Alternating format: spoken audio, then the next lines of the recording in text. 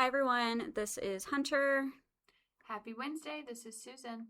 And we are here lunch break doing the local frequency podcast. We had a lot of really good feedback last time, and we're really excited that these conversations could be useful to other folks too. And I mean, it was fun. It was fun, and we appreciate everyone who has shared it and has sent us messages. It's been really cool. Yeah, a lot of good feedback. And so we were just talking, we were kind of riding the high of just the opportunity to kind of get things out into spoken word and think through. I feel like we covered a lot of stuff last time, but we wanted to join again so quickly because we are in hardcore event planning mode right now. We are. This was really good. The last episode, I feel like I had a brain dump and I could get some of the things off my mind. And then that left room for planning. Yeah. So now we have some big things happening in June, and we are starting our planning for our fall events now.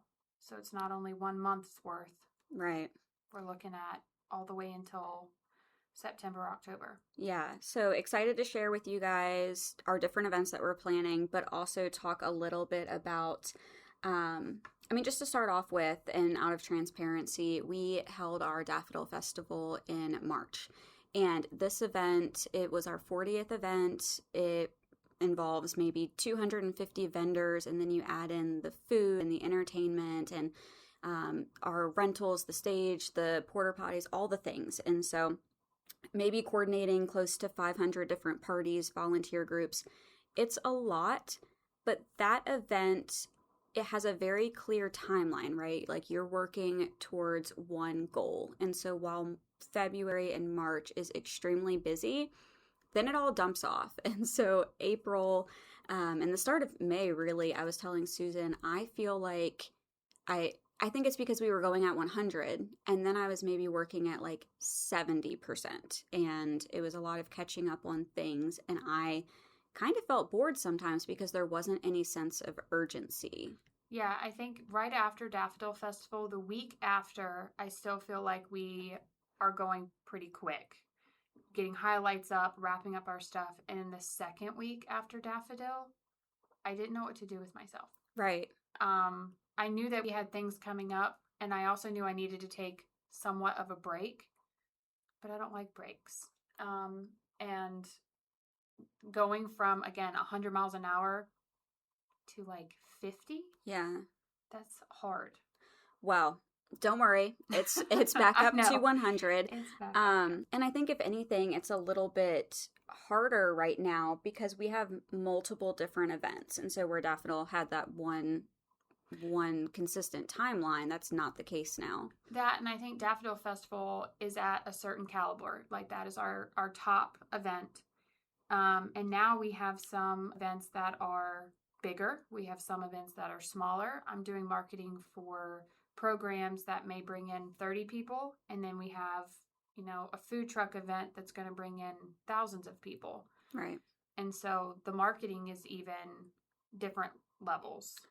I also feel like because Daffodil Festival involves so many different people, and obviously that was the 40th event, a lot of our volunteers have been doing it for a really long time, and they know what to do.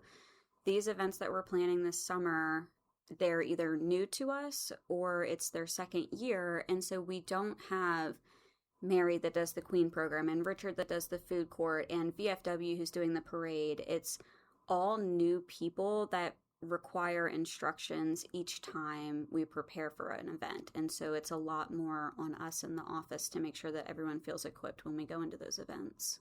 That's very true. Yeah. So that's kind of where I'm at right now, just about maybe feeling a little overwhelmed, juggling a lot of different projects. So I think we'll talk a little bit about how we try to keep all those details straight, but I just want everyone to be aware of all of the different things that we have going on this summer. Sounds good. So I have my calendar pulled up. All month of June is the Gloucester Arts Festival. And Gloucester Parks Rec and Tourism does not facilitate that event. That is done by the Cook Foundation, and they have a close partner, the Main Street Association. But it's important that we're aware of all those dates, and they also use a lot of our equipment, and so that's working with our grounds crew for the stage, the tents, the tables, but they bring a lot of attention, and so we want to be mindful of what they have going on. They do, and they have some really neat events. Symphony Under the Stars, that is a community favorite, along with those that come to visit. I love watching Paint Maine. Yes. I find it completely fascinating that someone can start a painting and be done in 2 hours, and I take 6 months to do a paint by numbers where it's telling me where the colors go, and these paintings are not only done, but they are framed, ready to go into somebody's home. Right. And their events, are all different. They're all, if you like live music, they have that. So June is very busy thanks to them, which is great. But also that means we need to make sure that we have adequate coverage in the visitor center. Our museum is going through some rehab right now, repairs to the sidewalk, so we need to make sure that that's open. So it's just important that we're aware of that, even though it's a very light lift for us, thanks to the Cook Foundation. Then moving along, I've been asked to do a presentation to the Board of Supervisors on all of our events, so that's just another little nugget of things. Luckily, doing this podcast helps me kind of get those thoughts out, so hopefully when I'm in front of an audience it won't be as bad, but you'll do fine. I've seen you in front of an audience and you will do great. Well, thank you. It's helpful to have friends and colleagues that are supportive in that. I'm just glad I don't have to do it. You'll be in the audience though, right? Yeah. Woo! There's another really unique opportunity, and this one's kind of giving me a little bit of heartburn too, is Sail 250 is happening this summer, and this is where tall ships from all across the world, they're going to start on the southern eastern coast and work their way up. They are being hosted in Norfolk in the month of June, and so from the 12th through the 14th, many of those ships will be harbored in Yorktown, and the National Park Service is hosting a large-scale Revolutionary War history live reenactment vendor fair, and Gloucester will be participating in that. And that's a lot. So one, we've never done this event before. They're expecting 50,000 people over the weekend. The event is from like 9 to 5 every day. And so we're trying to assign at least 3 staff members each day to work that event. So that's just a lot. There's a lot of pressure being on that stage. We have feedback that we want these vendor booths to be really interactive. Yeah. There's no good vendor booth that doesn't have swag, so it's also the end of the fiscal year and trying to make sure that we have nice little handouts. That can be hard. So we want it to be fun. It's a history event, but we want it to have like a little bit of flavor that everyone can enjoy. So, Susan, you want to talk about what's on my screen? I don't know if I want. So back to our swag. I think the swag that we have selected is really cool. It's stuff that we have not had before. We'll also have some fun interactive things for kids to do, which we have also not had these before, and I'm not even going to say what they are because I want people to come look at them.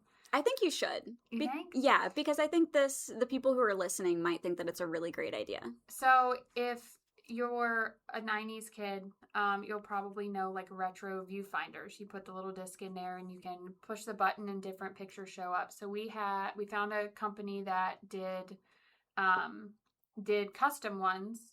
And so we've got some custom viewfinders coming, and they've got 4 discs, all different types of pictures and themes. And they're red, white, and blue, which is really neat. So kiddos will be able to look at those. Parents, you can too. Come and get your swag. And then what I'm currently looking at on Hunter's computer is some very hip, historic t-shirts that our staff will be wearing. If we get approval. This is what... Oftentimes, Susan and I come up with an idea, and we're like, is this funny? Would other people find it funny? Is it... How many chili peppers? I feel like these shirts are 2 chili peppers. I would agree, yes. Okay, so tell them about which one you're looking at right now. I'm currently looking at Lafayette holding up a peace sign on a tie-dye shirt with the caption "Live, Laugh, Lafayette." Which, that one I think is my favorite. Right. Just because he's even leaning in the picture, so he's got like some swag to him. Yeah. So that one is like that one's pretty obvious, right? Live, Laugh, Lafayette. So the next one is my husband really hi Jameson. My husband, he studied political science, and so this one was inspired by him. He really likes Alexander Hamilton. So I was reading up on him because I'm not a history buff, and I was like, oh, the Federalist Papers. And so I don't know if this joke is maybe too far gone, but it has Alexander Hamilton. He's holding a fat stack of money, and it says, stacking papers like Hamilton. I think it's great. But I'm hoping that people will say, like, who's on your shirt? What does that mean? And we could say, like, Alexander Hamilton was one of the authors of the Federalist Papers. That means you have to wear that shirt. Yeah, maybe. I'll get a size that I can give it to Jameson afterwards. I feel like I've seen this one before. Yeah, it's classic George Washington in some shades. Yeah, and that one says party like it's 1776. This one, I wish we had a better picture. So this one is James Armstead Lafayette, who was a double agent spy, and he worked for the colonists, and he worked closely with Lafayette and helped with the Yorktown siege. But it says, his name is James, right? Mm-hmm. Kind of like James Bond, who was a spy, right? I'm just explaining it for the people because they're not seeing the picture, right? So y'all are missing out. You'll have to come to the event because these shirts are all going to be burned after the event. I don't know if they're great or embarrassing. But it says original 007 because James Lafayette was a double agent spy. So that's, and then we have John Page. He has one that says too cool for kings because he was one of our local colonists, and he owned Roswell, which is a big tourist attraction. So this is the kind of stuff where like we get a little idea and then we kind of drop everything, and it's silly, right? Like it's not that important if I have a grant and reports and all of the things, but it adds joy. Yeah, and these are the kind of projects that when you're in the middle of a grant and you hatch an idea, it's good to take a break from grant work and from doing all of the VDOT permits and all the things. I mean, you had these t-shirts made. You were texting me last night about these t-shirts. I was really excited. I sent you a lot of ideas that you didn't approve of, but and some of it's probably because I didn't get it. I'm not a history person either, but well, that's why we have to take our ideas to, like, we sent it to someone at the museum and we were like, is this accurate and is this funny? So yeah, we get our stuff approved ish. Mm-hmm. Yeah. I think they're fine. Yeah, there's been a number of times where I'm like, is this too spicy? And we'll go like share it with someone and be like, is this inappropriate for us to post? So anyways, that was a whole side story. What time are we at? Because, yeah. We're fine. Okay. I was just really excited about that project because it was recent. So we have the Sail 250 event. Moving right along, we then have our summer carnival. So last year we were approached by a vendor who wanted to come and do a summer carnival, and I think it went really well. We hadn't had anything like that in a long time. Gloucester used to have a carnival. They did. And what's cool is, I mean, they asked to stay longer. Right. So last year we had them set dates, and they thought Gloucester was so awesome, they just decided to stay an extra weekend. Yeah. Which was cool. So the carnival asked us, we didn't solicit an RFP or anything, and they had a revenue share. And so it was pretty turnkey, besides the fact that, Susan wanted the marketing to be how she wanted. And so she did a lot of it from our perspective. I did. Nothing against partnerships and doing that. I want to make sure that our brand is on certain things, and that what is going out is up to our standard. Yeah. I mean, Susan comes at it with an eye of it looking good, and I come at it from a perspective of wanting excellent customer service. Right. And I also think, too, like, we had a little bit of a trouble because working with a partner like that and they're not from our community, we want to have the information, because not only do people reach out to them, they reach out to us. So if we're not on the same page, I don't want us to look like we don't know what we're talking about. Right. And really, it's just because we may not know whatever it is that they're asking. And I don't like that. So the carnival did really well last year. Again, it was revenue share, so we didn't really have to do much for it besides help promote it. And then the county was issued a check for our portion of the revenue, so that was really cool. There was a change in leadership from the company who administered the carnival last year. So when they left, I was like, yes, let's do it again next year. Because of those changes, and because we were getting revenue out of this, we decided to release an RFP, which involved our procurement office. Like, obviously, we're with the county, and there's a whole process. We want to ensure that we are having the best event, the most advantageous, highest revenue, least amount of damage to our grounds. There's a lot that goes into it. So we released an RFP, and we sent it to a few different companies. They posted it on like EVA or wherever they get their contracts from. So we reviewed the bids, and we have someone coming back again this year. It is new leadership, and so that's just been a really kind of interesting dynamic, because it involves the sheriff's office, the fire marshal, the health department, our inspector's office, just a lot that goes into it. And obviously crews that do these type of operations, they move from one community to another. And I think there's a lot of focus on the community that they're in right now. And so getting some of that feedback isn't always as timely as when we're sitting in the office for 8 hours. Yeah, and I think too, when you bring a carnival to especially somewhere as small as Gloucester, the people will come. So they are not, we focus on marketing really early out. We want people to know it's coming. They don't really have to worry about that. So when they wrap up where they're at now and they head to Gloucester, they can put out a week before, hey, we're in Gloucester, get your tickets. People are going to come to that. It's not something that they're really worried about. Yeah. And I do think it's important for the public to know that, there are a lot of moving parts, and it's not something that we just say, yeah, sure, you can use, Old Page, and that's it. Yeah. There's a lot of connections that have to be made to make sure people are safe, to make sure, people are doing what they're supposed to be doing, and for them to be able to come. I mean, we were even talking about that yesterday in our staff meeting. Our grounds crew is now cutting the grass there. And so for them to know, like, hey, what day are they going to arrive? Because they usually cut on Thursdays, but they're coming on Tuesday, so then they need to cut on Monday. And we have a really active football group that uses that site. And I mean, it's county owned. The county has priority for scheduling these type of things, but it does affect a lot of families and a lot of kids who actively do football. So then I think our grounds crew worked with them to find an alternate location, but that changes their stuff. So it's just a big overhaul of one of our major sites, and it also happens while I am on vacation. It does.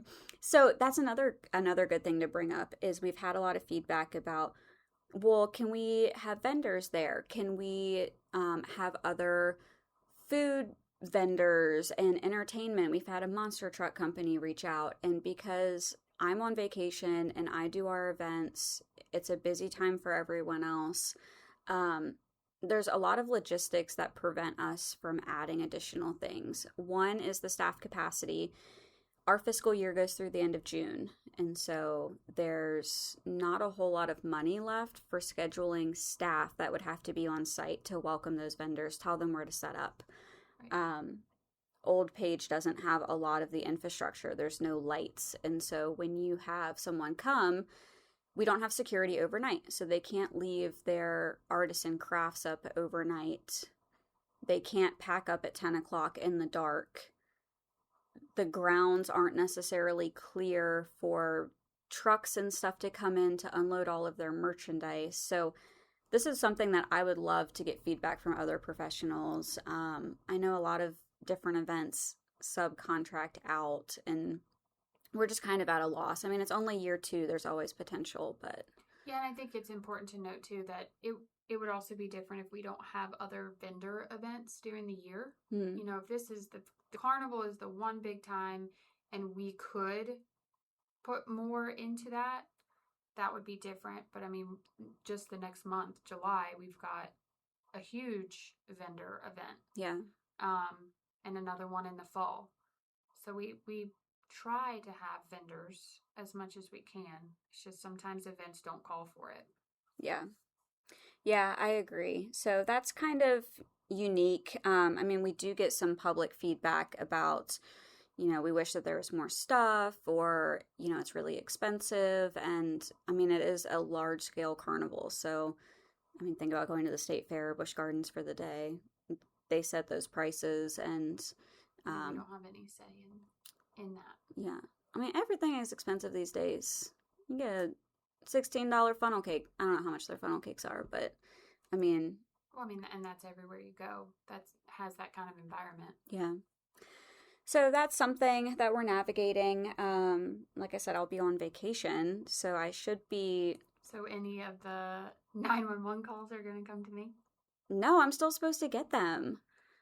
And send them. But you can't do anything. You have to get them and then send them to me. No, I'll send them. You can filter. I'll send them to Greg. Okay, that's fine. That's good. Yeah. So we have that scheduled, which will be interesting. And then the following week, when I get back from vacation, the carnival's still in town. They'll be here for 2 weeks, open for 2 weeks, and then set up and depart. It's a little bit longer. But there is a conference the following week, and it's called TBEX. It's the Travel Bloggers Exchange. It's about 3 days of like core professional development. It's specifically targeted for destinations and content creators, travel bloggers, influencers, that subset of marketing groups. And so I'll be at that conference, and then Gloucester is hosting a FAM tour afterwards. So, Susan, you want to tell them what the FAM tour consists of? Yeah, so first I want to say this is, when we call it speed dating, that's exactly what it was. So Hunter pretty much had to sell Gloucester. So she put a lot of work into this, talking about all of our assets, talking about all the cool things that you can do in Gloucester, and we had 4 who selected us. So this wasn't a, you know, we go in and we pick 4 people based on their Instagram or whatever. You know, we had to put ourselves out there, and then they chose us, which is super exciting. Mm-hmm. I think that's awesome. And so they will come and visit us. We've had amazing partners who have provided their lodging, provided meals. And so for that weekend, we get to show them all things Gloucester. Yeah. There's live music opportunities. They will be going out on the water. Just they get to eat great. The entire time they're here, they will be doing reels and social media work and YouTube. And then we get to share all that content. Yeah. Which is really neat. So preparing for the presentation to our Board of Supervisors, I was going through and using the Virginia Tourism Corporation's rates that they provide for our in-kind, and totaling up everything that these influencers contribute to, their blogs, their websites, they write for other companies, TikTok and YouTube and X and all the things. It is about $10,500. And so that's really rough, right? That is if each of them make 1 post per day. And they're probably going to make more than that. That also doesn't include Gloucester posting it on our social media. Correct. And our press releases and our partners like Sweet Tooth and Dough House and Warner Hall and Camp Cardinal that are going to be excited about this opportunity, and they're going to be posting it. So how do you...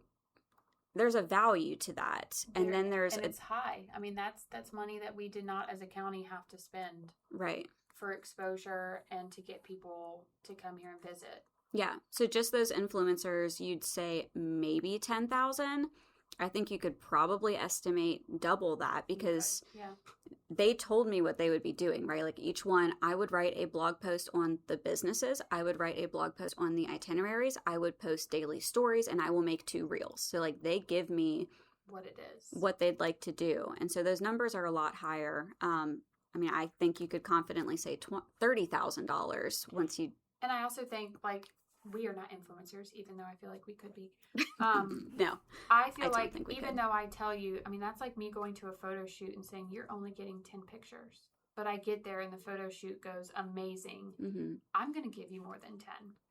Yeah. So it may be that they get here and yes, they're supposed to give us those things, but we show them a pretty awesome time and we get more than that. Yeah. I think doubling that value is probably lowballing. Yeah. So the theme of their trip is oysters in Old Virginia. I don't know why this is so trendy right now. We received a Virginia tourism grant called Tides, Taste, and Traditions, and it's really focused on coastal outdoor recreation and seafood restaurants. So we applied for that, received it. We were talking with T-Bex and we're saying, here's a few different options. And they were like, ooh, do oysters in Old Virginia. That would be popular. So we did that. And then like 2 weekends ago, someone from Virginia Living reached out and they were like, hey, we're doing like a oyster seafood excursion. Do you have any recommendations? So that it's definitely trending. Oysters is the flavor of the season, I guess. Yes. So that will be unique. And I mean, Susan, tell me about your personality, because we've also had these conversations recently where I feel like I'm an introvert. I go home and I just don't want to even speak, but I feel like I can put on a pretty good, like I can muster up the courage and do it. So I'm really nervous for this weekend, and I know you're going to be helping me, I hope, with a lot of the different tours, but it's going to be fun but draining. I think that we will be just like we are before any of our big events. We are on a high. We're going 100 miles an hour. We will be fine. Mm-hmm. Until after. Yeah. And then once we send them back home, that's when we'll crash. But I think we'll be okay during. Yeah. I mean, and we know our county. We work very closely with our partners. So we know them very well. We know the product that they are, or the service that they are going to be providing. So we're going into this with a sense of confidence that we know what they're going to get. If you just said, hey, we need you to do this, and we didn't have any planning done, that would be totally different. I still feel like we have a lot of planning left. Like, I'm really nervous. The restaurants that we are partnering with are very popular. And I still need to have conversations with them about, can you reserve tables? Like, you have this itinerary, you're juggling, it's 4 people plus probably 2 or 3 staff members. And what time are we going to show up? But can you reserve a table? And it's your peak hour. And we say that we're going to be there at 9. And then we show up at 10:30. And how do we maintain good relationships with those businesses? Also, our businesses have been really generous. None of them have put stipulations. Like, I offered to them, so Sweet Tooth is one of them, and they have a huge bakery case, and we're coming to them for lunch, and they also have gourmet coffees, and I was like, do you want to put any type of limit, right? Like, you get 1 entree and a drink. And they didn't really care. They were like, no, like, we'll do like a little dessert. And so they've all been super flexible. Even Warner Hall is doing dinner, and they were like, well, can you limit it to like 1 alcoholic drink? And I was like, you don't even have to give them alcohol at all. Right. But they've been super generous. So I'm really excited to see what the influencers produce. I mean, I've gone and the list will be released the week before they come. So if you aren't following us on social media, please do that. But I have gone and looked at their Instagrams, and all of their things, and they're I approve. Yeah, they're look good. Up to our standard. One of them I know is presenting at the conference. One of them works for the conference. I think she has her own like creative brand, and obviously does her own stuff through content creation, but she is helping to facilitate this conference. And that is just a huge compliment to us. I feel really proud of that I think it's very high-end, well-respected people in this field that chose to come to us. So that's really exciting. Yeah, I mean, that's proof by all of the followers that they have. Yeah. You don't get that many people following you and trusting what you're putting out without being, again, up to a certain standard. Yeah. So those are our big events for June, but we also have a few smaller events through Parks and Rec. Yes, so we've got Play All Day. That is going to be at Beaver Dam Park. It's through the Virginia Recreation and Park Society. And it's just come and spend the longest day with us. So the park is actually going to open for all of my fishermen who might be listening. The park is going to open at 5:30, so you can come and get on the lake early. And then we'll have crafts for kiddos to do. It is Father's Day, so we will have some crafts for Dad. And then we're going to end the day with sunset yoga starting at 7:30 overlooking the lake, which that is super awesome. This is a free event. However, we do ask that people register just because we want to know how many people to expect for crafts and for yoga to make sure we have enough space. Yeah. A lot of stuff with fishing. So the first weekend of June is always Virginia's free fishing weekend, which means you do not have to have a fishing license, which is pretty awesome. And so Beaver Dam does the free fishing day. So DWR will come out and they've got fishing poles and kiddos can just come with their parents and, catch some fish. And then they have a fishing tournament for those 5 to 15-year-olds. They can come with a parent. They can either go in a boat. They can go on the shore. They have to catch a certain amount of fish. And then they also get prizes, which is really neat. And I think during the month of June and July, our park staff are doing summer camps. I think in our staff meeting yesterday, the park ranger, Kimberly, she mentioned that there's only 1 week that they do not have a camp. So they are extremely busy. Yeah. This one has been a long podcast. I think we can also save some stuff for next time. We do have another event that's coming up very close after this, and I think I'd like to talk about that event in more detail because it really gives a very accurate... Cut all of that. There's another event in July that's taking place that I think we can spend more time talking about because it gives a really accurate picture of Gloucester. It's called Food Truck Frenzy. It'll be on July 25th, and it is focused on outdoor recreation, boating. It'll also have craft vendors, a lot of food trucks, and so that was really popular last year. And I think there's some key takeaways on what we learned from that event, and also, again, just showcasing different assets that we have in Gloucester that we're really proud of that are brought together in this event. Yep, I'm really excited that we decided to bring that back. Very cool. I think the community would have come after us if we would have not. Yeah. Okay, I'll just tell you guys, I was really surprised. At that event last year, I thought maybe we would have 500 people. Like, that would have been really cool. It was a 4-hour event. It was at our old page site, which had never been used before. We can talk more about that.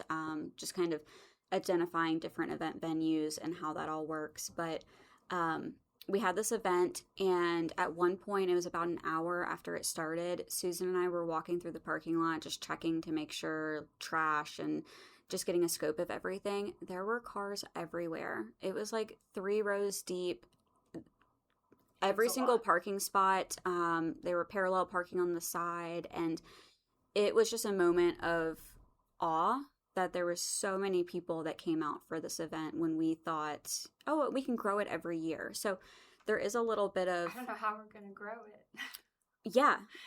Parking is definitely an issue, and even though we're working with a massive site, but I also kind of worry, what if it was just because it was fresh and new and we had that many people and maybe this year won't be as impressive? I think after we had the response that we had last year, I don't know how many weeks after it was you need to do it again. I mean, that's ultimately kind of how the homestead market came about. Yeah. Was that food truck went so well, we said, hey, we'll do one in the fall at the same site. And that one had a ton of people. Yeah. So I think we might see even higher numbers. Yeah. So next time, maybe not next time, but soon, I'd like to talk about event planning, even price points for our vendors. What is the right revenue to recap? How are folks collecting data on who's coming? We are thinking about adding a beer garden this year. That would be new to us. So a lot of exploring different ways that I think folks could take these tips and right size it for their event. Rather you have 20,000 people coming or 500 people coming, just different concepts that you need to be aware of. And we've had a lot of people ask us after that event, can we use the site? Can we do things? And yes, but there are a lot of things that you need to do, especially when you're on county property to in a county like Gloucester, where we have very high standards, Right. Ways that we want to operate these events responsibly. So we were excited to jump on here and just share some things that were top of mind as we have a really busy summer coming up. I also want to explore maybe some self-care tips after we do all of this stuff. So Susan, you have another project to get this online. I do. I'm on it. Yeah, I know you are. You always have a huge queue of things, and you do a really great job. And I'm really thankful that I have you to kind of entertain these additional projects too in our personal life. So thank you. Yep, not a problem. Now you can get back to your t-shirt making. Oh, yes. Thank you. Bye.